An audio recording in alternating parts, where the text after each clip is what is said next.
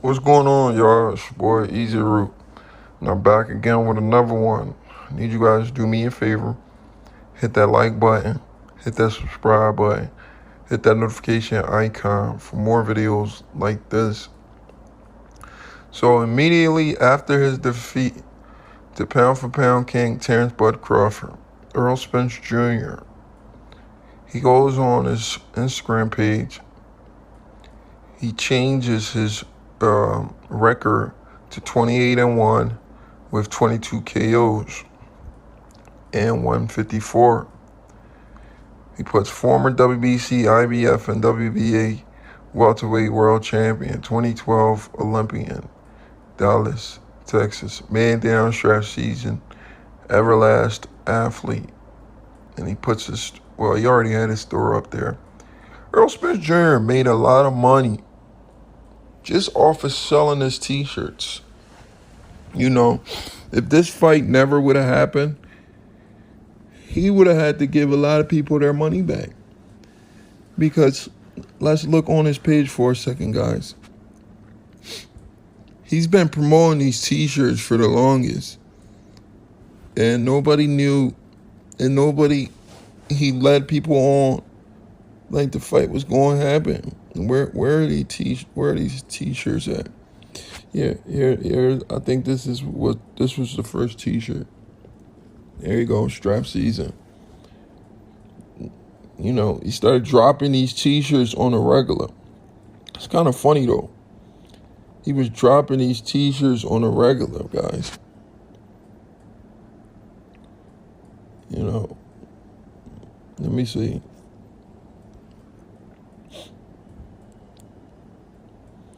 Where else did he have t-shirts? He had some more t-shirts.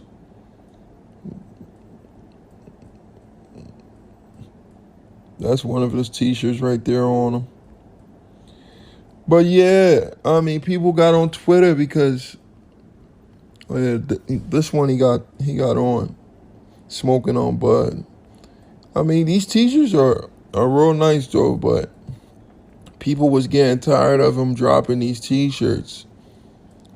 And every time they asked him about fighting Crawford, he would say something that nobody wanted to hear. But anyway, at least he wasn't lying about fighting Bud. And those t-shirts, they became a reality, but he knocked on the wrong door, because I remember that one t-shirt he's supposed to knock on Terrence Crawford's door. And he knocked on the door, but he knocked on the wrong door. And he got punched on. You know, it is what it is. Don't knock on the wrong door and you won't get punched on. But what I'm trying to say is, Errol Spence Jr., he knew he couldn't win this fight, guys. He knew he wasn't winning this fight. You know, I'm pretty sure everybody knew at any weight, any time in history, Bud Crawford beats Errol Spence Jr. It's just the style matchup. It's just, Crawford's just a nightmare for anybody. I've been trying to tell you guys, and the crazy thing is, he's a nightmare for Errol Spence Jr. because Errol Spence Jr. is predictable. You cannot beat a guy like Terrence Crawford, who has everything you need in the sport of boxing, and be predictable. He's going to figure you out like he did against Errol Spence Jr. in the first round, guys. He figured Errol Spence Jr. out in the very first round. Crawford takes like 3, sometimes maybe 4 rounds to figure opponent out. He figured Errol Spence Jr. out from round 1. He had his distance down.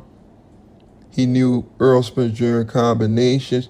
I was telling you people thought I was trolling. You guys don't follow boxing like that because y'all never get in the ring. Y'all just talk trash on the internet. If a guy that has very high IQ and he knows what combinations you're going to be throwing, and he has the ability to take those combinations from you, it's going to be a long night.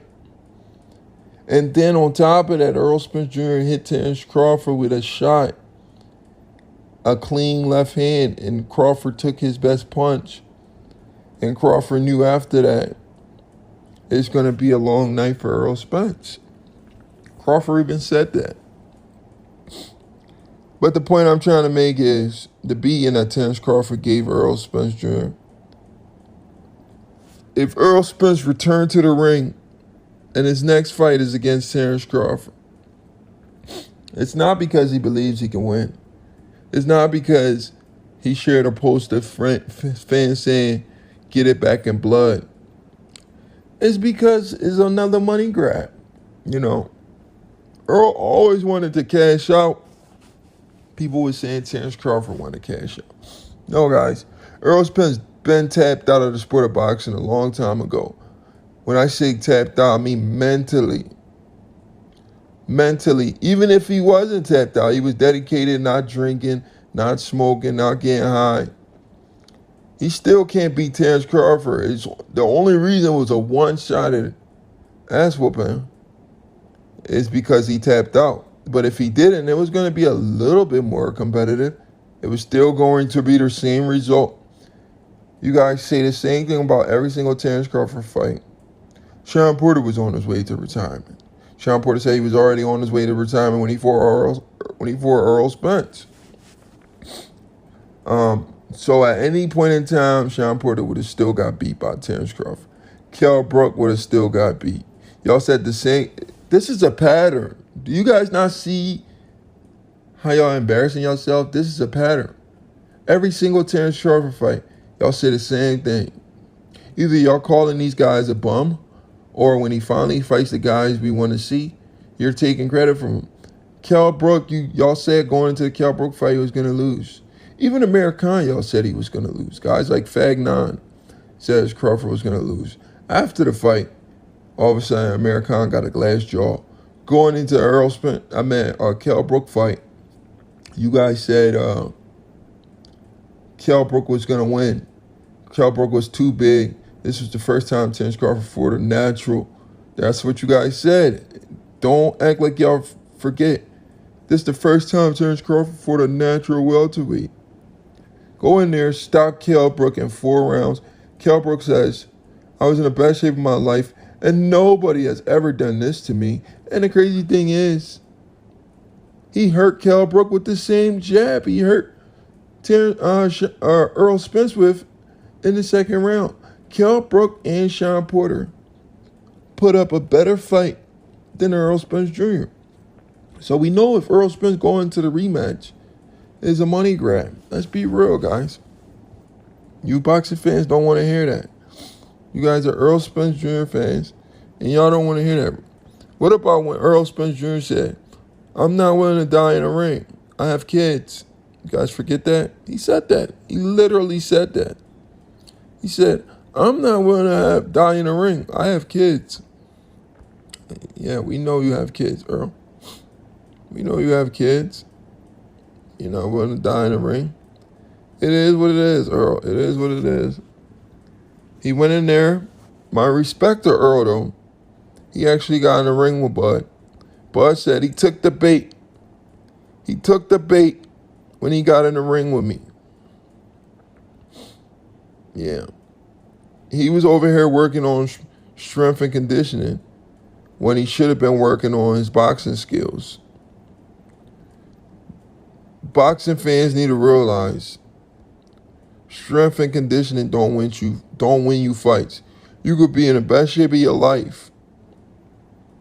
You could be in the best shape of your life, but if you can't compete at the elite level, skill for skill, or even something close to that, it's going to be a one-sided ass whooping, like we saw. So, Errol Spence Jr. activating his immediate rematch will be another money grab. I see what you guys, you Errol Spence Jr. fans, do when it comes to the sport of boxing. Y'all say the opposite of what the truth is. And Errol Spence does the same thing. Y'all just as delusional as Errol Spence, and he's just as delusional as y'all. You understand what I'm saying?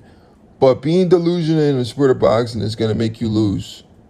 And whenever we look in the sport of boxing and we see any guy that says something that's far from what the truth actually is, we see these guys lose. Bunch of times. It's just a pattern, you know.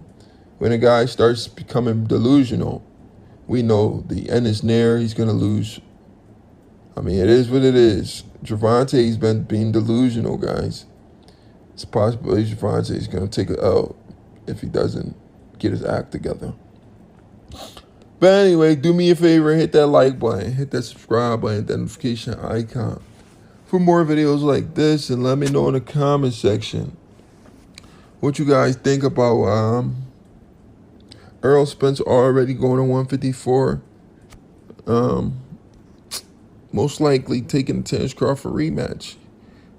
And because in the epilogue, he shakes his son's hand and tells his son, "You want to see me do it again?" Then he shakes his son's hand and said, "Let's do it again." It's a money grab, guys, but I would love to see it because 5 years of back and forth and all the excuses the Earl sexuals are making. I wouldn't want to see it again if Errol Spence Jr. was making excuses. But because Errol Spence Jr. isn't making excuses, I want to see it again. But yeah, guys, do me a favor. Hit that like button, subscribe button for more videos like this. Your boy, Easy Root, and I'm out.